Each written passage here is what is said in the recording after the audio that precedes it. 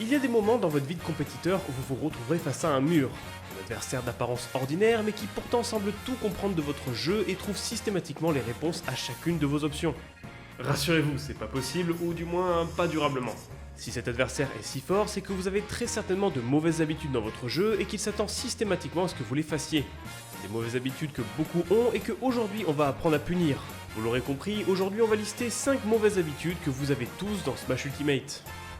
La première habitude dont il faut absolument se débarrasser, c'est de cramer ses options en situation de juggle. En effet, la plupart des débutants paniquent lorsqu'ils se retrouvent au-dessus de leur adversaire car ils savent qu'ils n'auront pas l'avantage. À ce moment-là, la plupart perdent leur calme et décident de faire une action qui va les conduire à leur perte. Ici, ce qu'il faut faire, c'est de garder quel genre d'option votre adversaire peut effectuer et si ça vaut le coup, oui ou non, de faire une option. Bon, je vois que c'est pas trop clair, je vous propose de faire l'inverse. Allez en partie online, prenez de préférence un personnage qui est bon en juggle et mettez votre adversaire dans cette situation. Ici c'est simple, faites un saut avec rien de plus et voyez si votre adversaire a bougé. Si c'est pas le cas, pas grave, vous êtes quand même en avantage et s'il a mordu l'hameçon, bravo, vous êtes en bonne position pour pouvoir le punir.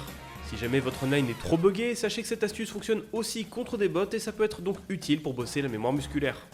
La plupart des gens ne savent pas ledge trap. Mais vous savez quoi, la plupart des gens ne savent pas sortir du ledge trap non plus. Vous inquiétez pas, un jour je dédierai une vidéo dessus, mais pour le moment voici un conseil. Varier ses options c'est bien, mais varier son timing c'est mieux. En effet, de manière générale, les gens ne choisissent qu'un seul et même moment pour bouger du ledge, c'est quand ils perdent leur invincibilité. Ça n'a l'air de rien dit comme ça, mais ça permet à votre adversaire d'avoir pile le bon timing pour vous cueillir avec par exemple un smash. En fait, ce que les gens oublient, c'est que certes, perdre son invincibilité au ledge vous met dans l'inconfort, mais pas obligatoirement en danger de mort.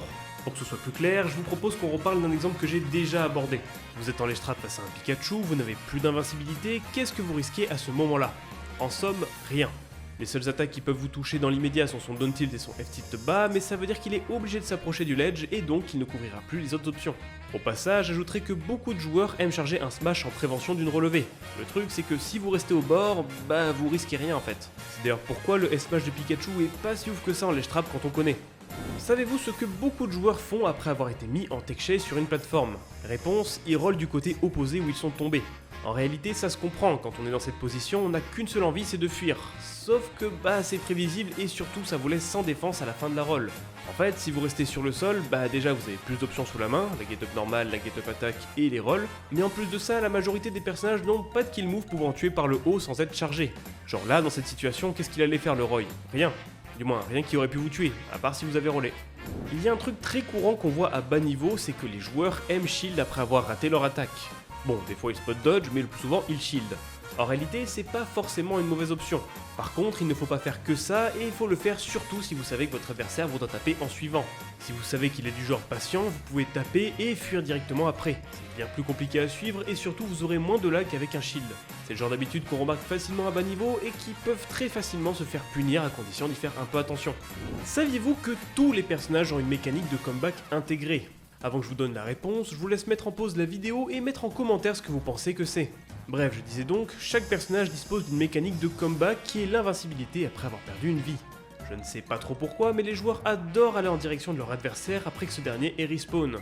Cette action a pour seul intérêt de vous mettre en danger et à la merci de votre adversaire car ce dernier dispose de 2 secondes pour vous attaquer sans risque. Ici la chose à faire est de simplement mettre une distance entre vous et lui et surtout de rester en mouvement loin de sa portée.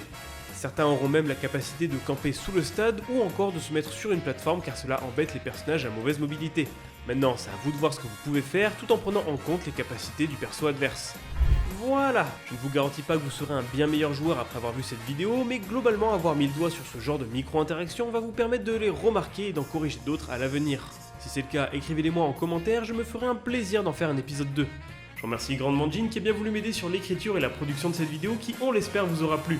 Si c'est le cas, pensez à vous abonner à cette chaîne YouTube ainsi qu'à mon Twitter, comme ça vous êtes sûr de ne rien louper des prochains épisodes.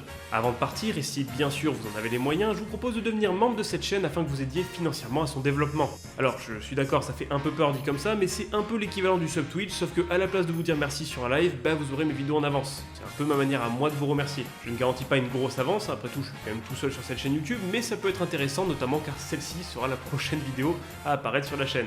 Bref, je vais pas trop épiloguer là-dessus, mais si ça vous intéresse, ce sera sur le bouton rejoindre qui est à côté du bouton s'abonner sur YouTube. Maintenant que tout ça est dit, je vous dis donc à la semaine prochaine pour une nouvelle vidéo. Salut!